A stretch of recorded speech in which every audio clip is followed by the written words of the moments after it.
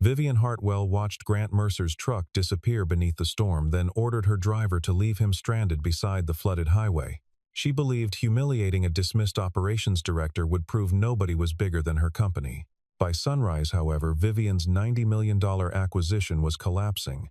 The buyer refused to sign, the factory's safety system was failing, and the only man who understood the hidden defect was Grant. When Vivian finally found him soaked, exhausted and silent, she expected desperation. Instead, Grant revealed that the deal, the board, and her future now depended on the man she had abandoned that night. On the morning before the largest transaction in the company's history, Vivian walked into the boardroom of Hartwell Dynamics to applause from a dozen executives who had spent months chasing this single moment. On the screen behind her glowed a number that made the room feel electric. $90 million, the price of Rourke Precision Systems, a manufacturer that held an exclusive process for producing aerospace components no competitor could replicate. If the acquisition closed, Hartwell Dynamics would double its market value within 3 years. And Vivian, who had inherited the company from her father and had spent every year since proving she deserved the chair she sat in, would finally silence the board member who still whispered that she had been handed her position rather than earned it. Preston Vale, the chief financial officer, stood at the front of the room and announced that every document was finalized, that nothing remained but 2 signatures, hers and the seller's. While the rest of the executives celebrated, Grant Mercer sat quietly at the far end of the table, paging through an operations report that nobody else had bothered to read that morning, and what he found there made his stomach tighten. Nobody in that room had asked Grant to review the file the night before, but reading contracts nobody else wanted to read had become second nature to him after 8 years of quietly catching problems before they became disasters, and something about the phrasing in the maintenance appendix had bothered him enough that he stayed at his desk until well past midnight, cross-referencing old inspection logs against the numbers Preston had presented as final. He was not looking for a reason to stop the deal. He genuinely wanted it to succeed, because a stronger Hartwell Dynamics meant more stability for the hundreds of employees who depended on the company staying solvent, and Grant had never once in 8 years tried to slow anything down out of spite or ego. That was precisely why what he found troubled him so deeply. Grant noticed 3 things that did not belong in a clean acquisition. The temperature control system inside the Rourke factory had been disabled during several recorded shifts. A hidden maintenance debt, worth nearly $11 million, never appeared in the official filings, and the proprietary technology Hartwell Dynamics was preparing to buy depended entirely on a control protocol. Grant himself had designed years earlier for a smaller engineering firm. He raised his hand and warned the room that signing before an independent inspection could mean Hartwell Dynamics was about to purchase a factory that was not fit to operate.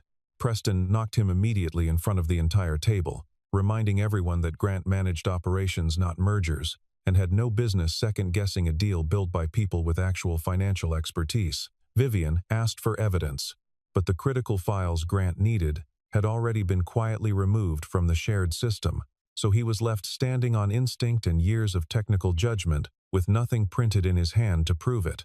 A few of the younger analysts near the back of the room shifted uncomfortably in their seats, aware that Grant rarely raised concerns without good reason, but none of them were willing to say so out loud, with Preston watching every face in the room for signs of dissent. Vivian decided Grant's objection was really about resentment, that he was still bitter over never receiving an executive title after years of loyal service, and she said as much in front of the room. Grant answered her without raising his voice, telling her that he did not want a new title. He only wanted the company to avoid paying $90 million for a system that could shut the entire factory down within 90 minutes of going live. The room went silent for a moment, but instead of pausing to consider what he had said, Vivian felt cornered in front of the board she was trying so hard to impress, and Preston used the silence to plant a different story in her mind, suggesting that Grant was trying to sabotage the deal to make himself indispensable. Several of the other directors exchanged glances, unsure whether to side with the man who had never once been wrong about a technical matter in 8 years, or with the chief financial officer, who controlled their bonus structures and their standing with the board. In the end, silence won, and silence was exactly what Preston needed. He leaned back in his chair, arms crossed, and reminded the table that emotional attachment to old projects had a way of clouding a person's judgment. A comment aimed squarely at Grant's history with the Meridian Protocol, though. Nobody in the room, except Preston, actually understood the significance of that history yet. By the end of the meeting, Vivian ordered Grant to hand over every file in his possession and leave the room, certain she was protecting her authority rather than walking directly into the trap Preston had built for her. Grant returned to his department and kept digging anyway, because 8 years of loyalty were not something he could switch off with a single bad meeting.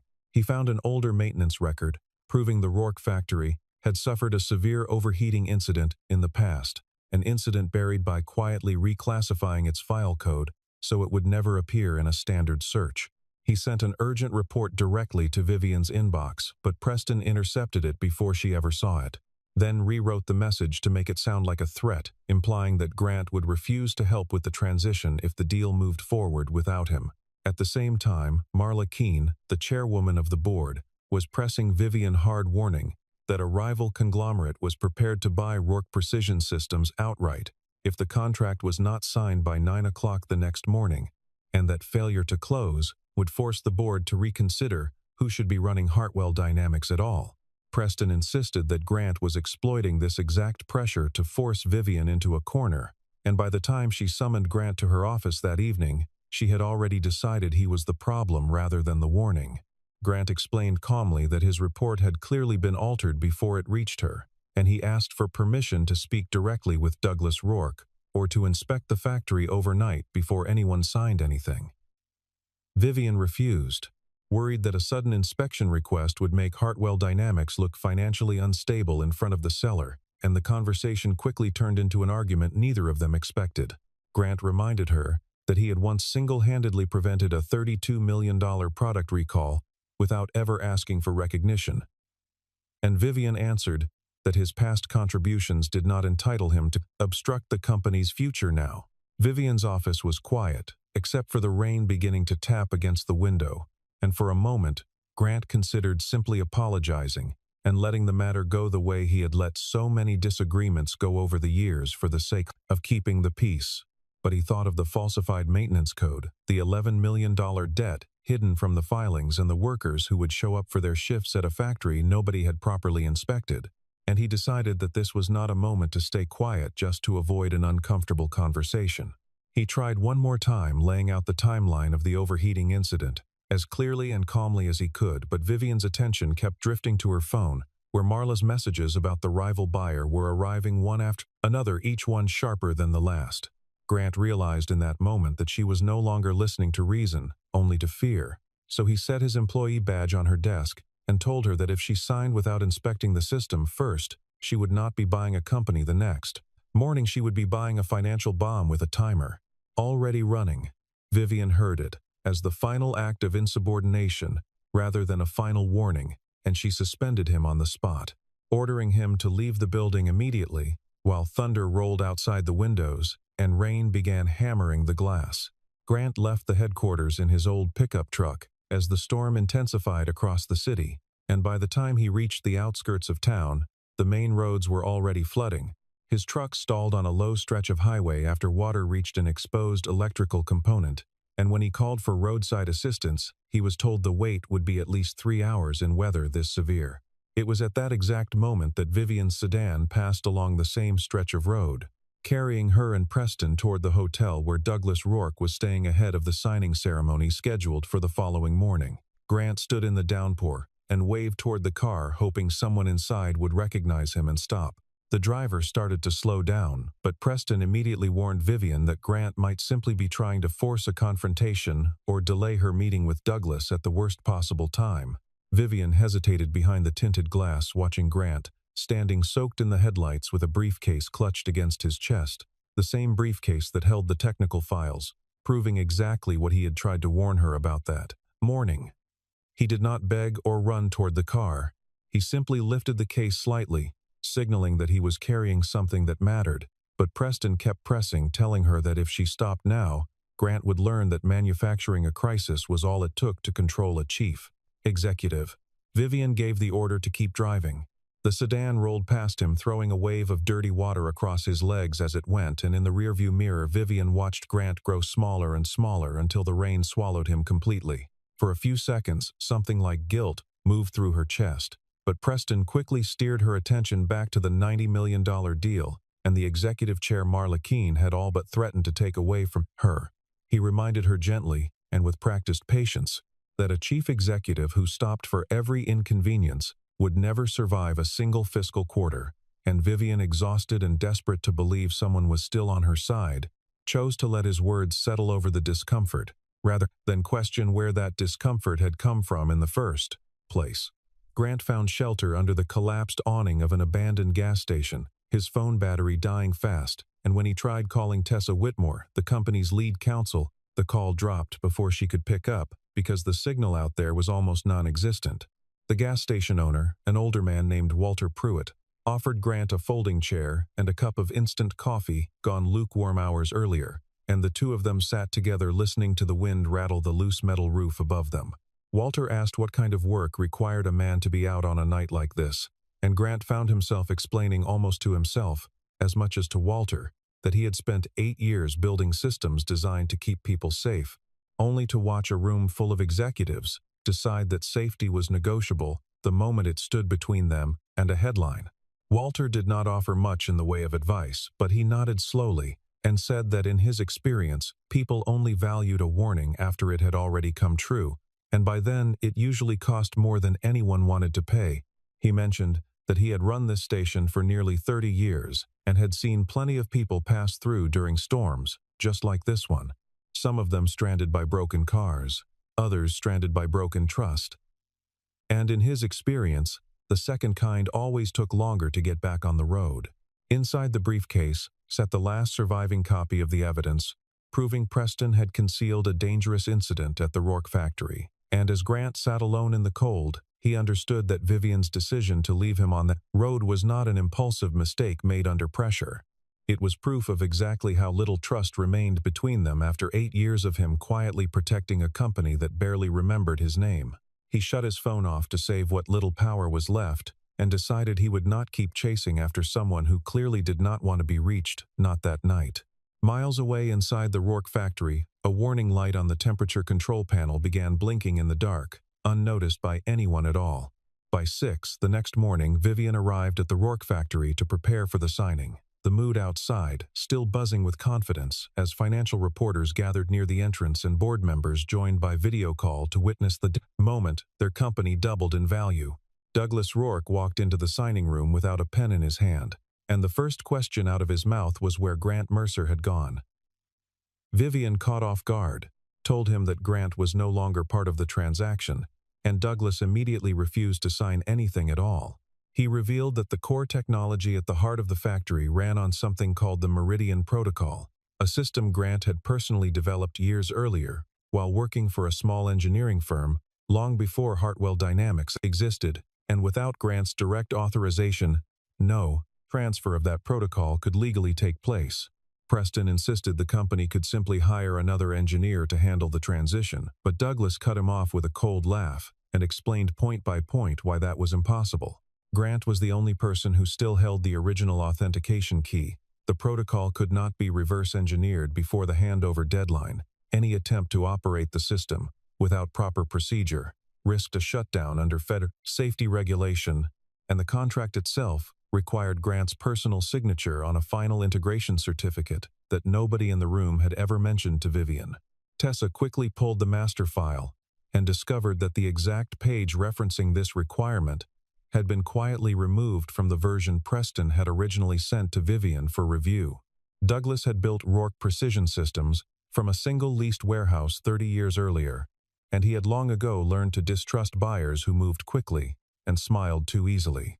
He had agreed to sell only because his own health was failing, and his children had no interest in taking over the business, not because he was impressed by Hartwell Dynamics or its rising young chief executive. Watching Vivian scramble to explain Grant's absence only confirmed a suspicion he had been carrying since their very first meeting, that she understood the value of the deal on paper far better than she understood the machinery and the people that actually made it real. Before anyone could respond, an alarm tore through the building. The cooling system on the main production line had begun failing overnight, triggered by an automated diagnostic that activated the very fault Grant had tried to warn everyone about the day before. Douglas explained that if the system was not manually secured, within 2 hours, an entire production line worth $38 million could be destroyed beyond repair, and that only Grant knew the manual lockdown procedure that would not corrupt the proprietary data underneath it.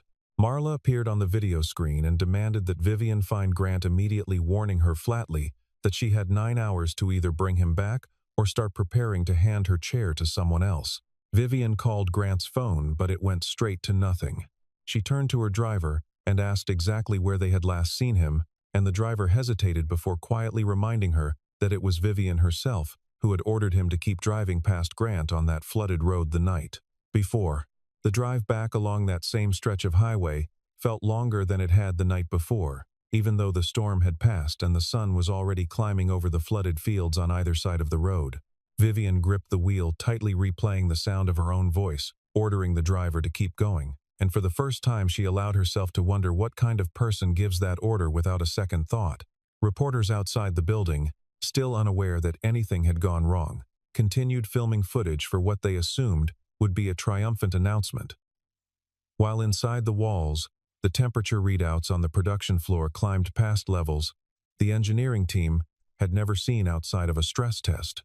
Tessa pulled Vivian aside for a brief moment out of earshot of the cameras and told her flatly that whatever pride had kept her from listening to Grant the day before needed to disappear in the next 10 minutes, because pride was not going to reroute a coolant line or stop a $38 million production line from melting down in front of the press.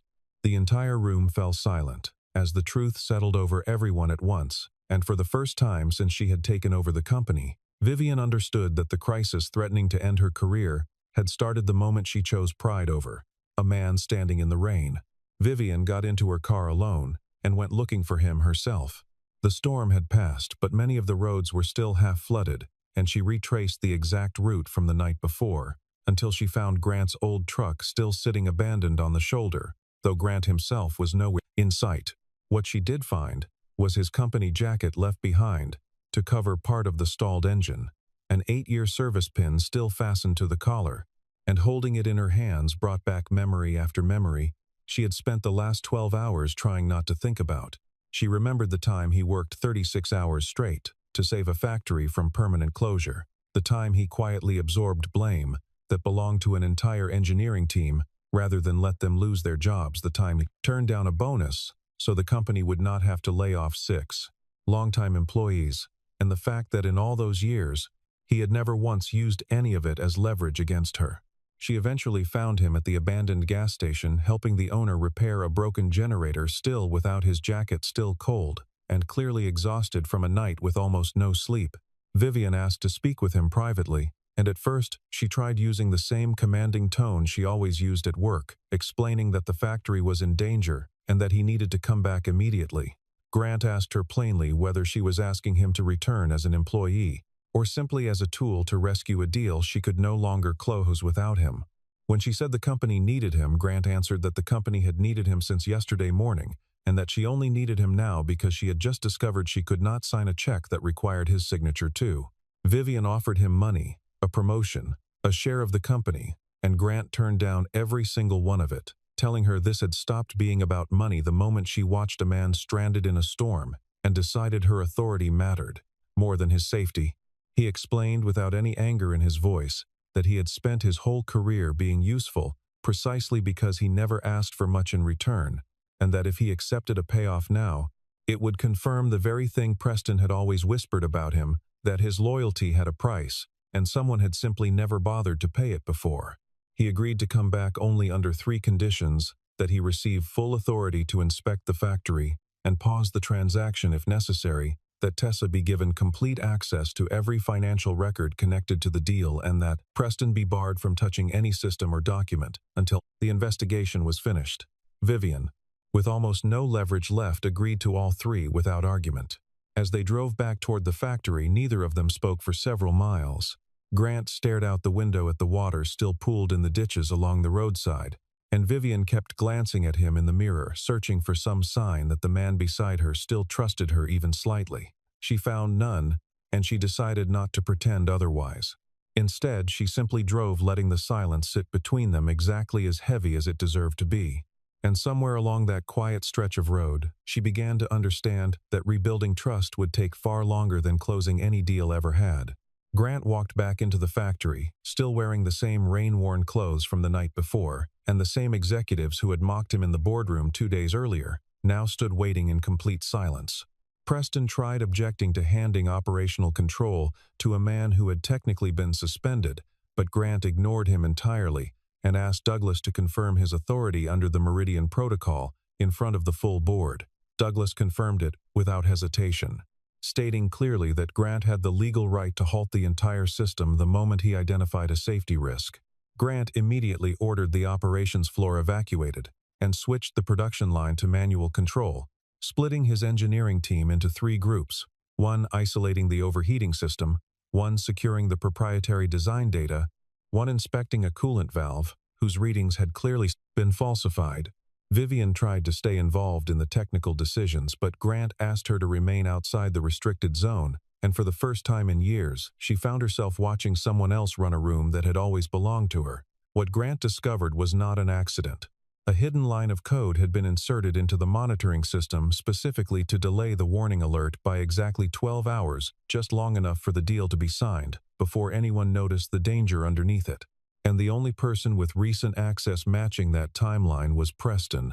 At almost the same moment, Tessa uncovered a private consulting firm secretly owned by Preston, one that stood to collect $4.5 million in fees the instant the acquisition closed before 9 o'clock that morning. Preston attempted to wipe the relevant files remotely, but Grant locked him out of the system only seconds before the deletion could complete. Even with that threat contained, the temperature on the production line kept climbing, and Grant realized a physical valve had been sealed shut from the inside, meaning someone would have to enter a maintenance area that was rapidly heating binus crap up in order to release it manually. Vivian objected immediately, worried about the danger. But Grant looked directly at her and said that the night before, she had left him standing in a storm because she believed he was replaceable, and that morning she needed to decide whether she was still willing to gamble with someone else's life the same way. Vivian made the call to halt the entire line, completely accepting the very real possibility of losing the deal in order to protect Grant and the rest of the engineering team, and it was the first decision she made that day that did not come from fear. Grant entered the maintenance corridor, wearing a borrowed heat suit 2 sizes too large, moving carefully past pipes that radiated heat even through the protective fabric. He worked the manual release mostly by feel, since the steam inside the corridor made visibility almost useless, and every few seconds he called out a status update over the radio, so the team outside knew he was still upright and breathing. When the valve finally gave way with a hiss that echoed down the corridor, the temperature reading on the main display began falling almost immediately, and a ragged cheer went up from the engineers gathered around the monitors, though Grant himself did not celebrate. He simply radioed that the line was secure and asked someone to bring him a bottle of water. Once the system had been stabilized, Tessa laid out the full picture in front of the board.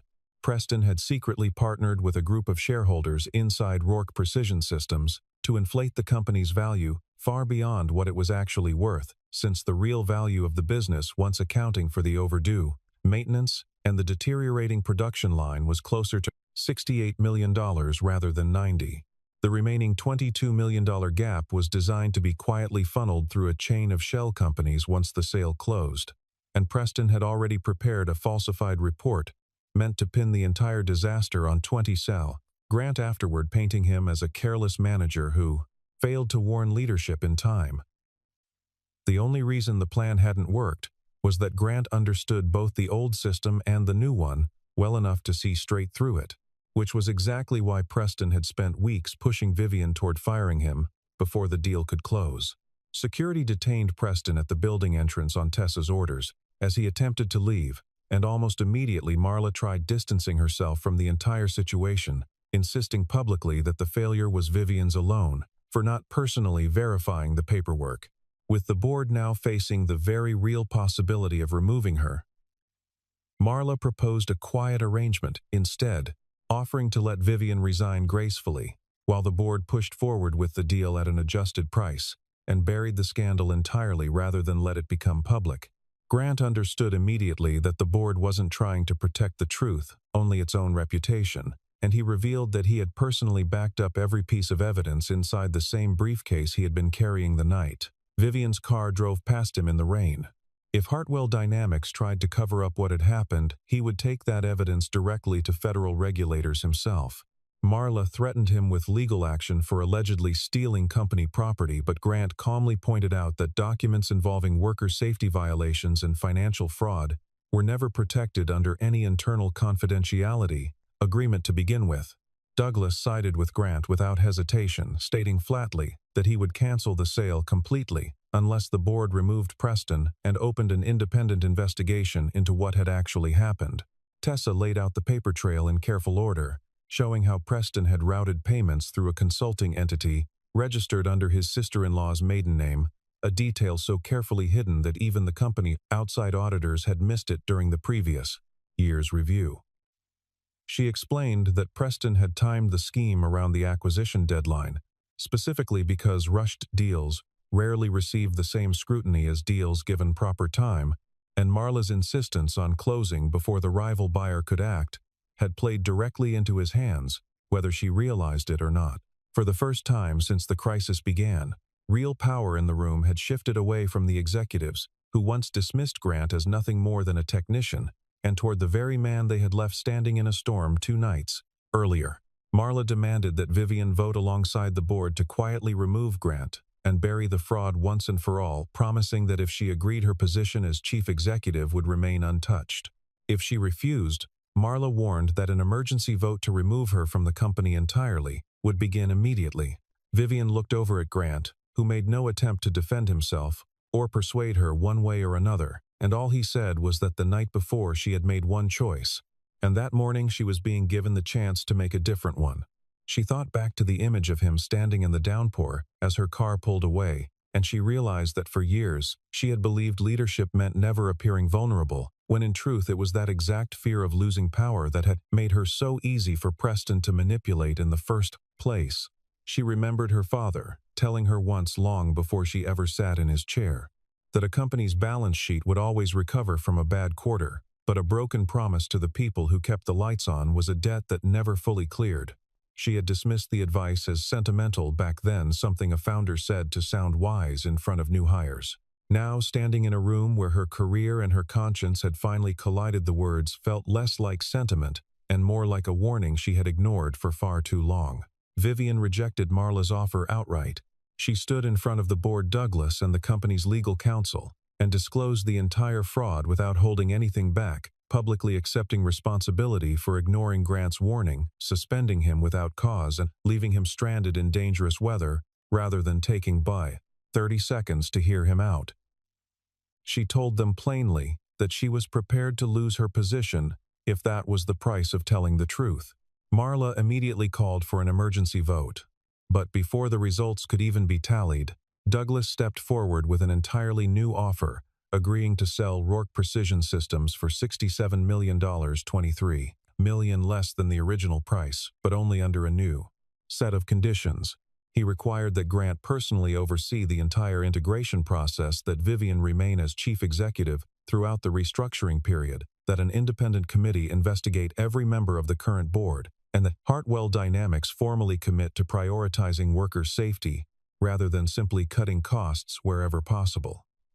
One shareholder, an elderly investor who had sat on the board since the company's earliest days under Vivian's father, stood up and said quietly that he had watched this company survive 2 recessions and a lawsuit that nearly bankrupted it, and never once in all those years had he seen the board so eager to sacrifice its own integrity for a single closing date. His words seemed to settle something in the room, a recognition that the version of success Marla had been chasing was never going to be worth what it cost to get there. As the shareholders quickly realized, this new arrangement was far more favorable than the deal Preston had originally engineered. Support for Marla's faction collapsed almost immediately, and for the first time in days the room seemed to remember what actually mattered. Even with this new agreement on the table, the deal still required one final signature from Grant, and without it, Douglas would simply sell to a competing buyer instead. Vivian met him privately inside the now stabilized control room, arriving without a contract, a bonus offer, or a new title to dangle in front of him. This time she brought only an apology. She admitted that she had trusted Preston because he told her exactly what she wanted to hear, and that somewhere along the way, she had started treating Grant's loyalty as an endless resource she never had to protect or acknowledge. She apologized specifically for the moment on the road, telling him that she had not simply abandoned an employee that night. She had abandoned the one person who had protected this company more times than anyone else in the building, combined. Grant did not forgive her immediately. He told her plainly that a single apology could not erase 8 years of being overlooked, or one night of being left behind in a storm. At the same time, he had no interest in watching hundreds of employees across 2 companies lose their livelihoods because of decisions made by Vivian and Preston, so he agreed to sign under a new set of terms of his own. He would become the corporation's senior director of operations, reporting directly to the newly independent board, rather than to Vivian alone. Every employee at every level would have the authority to halt a production line the moment they identified a genuine safety risk. No one who reported wrongdoing would ever face retaliation for doing so. The case against Preston would be handed directly to federal investigators, and Vivian herself would publicly take responsibility in front of the entire company. Vivian agreed without negotiating a single point. For a long moment after she finished speaking, Grant said nothing at all. He thought about how strange it was that a person could spend 8 years quietly proving their worth to people who rarely bothered to notice, and how easily all of that could be undone in a single decision made from the back seat of a moving car. He did not need her to grovel, and he told her so plainly. What he needed was proof sustained over time, that the woman standing in front of him understood the difference between running a company and merely surviving inside one, and that the distinction mattered to her even when no one was watching and nothing forced her hand. Grant signed the certification at 57 minutes past 8, just 3 minutes before the deadline, and Douglas signed immediately after him. The original $90 million transaction was formally dissolved, replaced by a fully transparent $67 million agreement that saved Hartwell Dynamics $23 million while avoiding what could have been a catastrophic failure on the production floor. 3 months later, Hartwell Dynamics held a company-wide meeting inside the newly renovated Rourke factory. The cooling system had been fully rebuilt under Grant's direct supervision, and a new set of warning protocols now ran independently of any single executive's approval, meaning no future crisis could be buried simply because it arrived at an inconvenient moment. Preston faced formal charges for fraud, document tampering, and knowingly endangering the safety of factory operations. Marla resigned once the independent investigation confirmed she had repeatedly ignored warning signs in order to push the original deal through as quickly as possible. Vivian remained chief executive, though her authority now operated under the watch of a reformed and independent board. Standing in front of the entire staff, she recounted the full story without softening a single detail, including the exact moment she had ordered her driver to leave Grant standing in the rain. She refused to blame the pressure she had been under, or the manipulation she had fallen for, telling the room instead that pressure does not create someone's character. It only reveals the character they had already allowed themselves to become. Grant was introduced afterward as the corporation's new senior director of operations and the head of an entirely new safety initiative, but he did not step up to bask in the applause that followed. Instead, he spent most of his remarks thanking the engineers, the legal staff, and the employees who had been willing to tell the truth, even when doing so put their own jobs at risk. He mentioned Walter Pruitt by name, the man who had shared his shelter and his coffee during the worst hours of that storm. And the room grew quiet, as Grant explained that sometimes the people who help us most are strangers who owe us nothing at all. A lesson, he said, he hoped every executive in the building would carry with them long after the applause faded. After the meeting ended, Vivian returned Grant's old company jacket, the one she had found abandoned beside the flooded highway. It had been cleaned, though one small stain near the hem refused to come out completely. Grant told her to leave it exactly as it was, saying it would serve as a permanent reminder that the worst decisions rarely happen inside a boardroom. They happen in the space of a few seconds. The moment someone with power decides another person's suffering simply isn't worth the trouble of stopping the car. Vivian asked whether he would ever truly forgive her for what she had done. Grant told her that forgiveness was not something granted with a signature. It was something she would have to prove through every decision she made from that day forward. Vivian nodded, and for once, she did not try to argue her way into a faster answer. She had spent her entire career believing that every problem had a deadline, and every relationship could be repaired with the right offer at the right moment, but standing there in the fading light outside a factory that had nearly destroyed everything she cared about, she finally understood. Some things could only be rebuilt slowly, one honest choice at a time, with no guarantee of how the story would end. Grant offered nothing more in the way of reassurance, and Vivian did not ask for any. There would be no dramatic embrace, no tidy resolution wrapped up in a single afternoon, only the slow, uncertain work of two people learning to rebuild something that had nearly been destroyed by a single decision made in a moving car during a storm neither of them would ever fully stop thinking about. As they walked out of the factory together, a light rain began to fall once again. This time, Vivian noticed a young employee standing alone beneath the entrance awning, waiting for a ride that hadn't arrived yet. Without hesitation, she told her driver to stop the car and invited the employee inside out of the rain.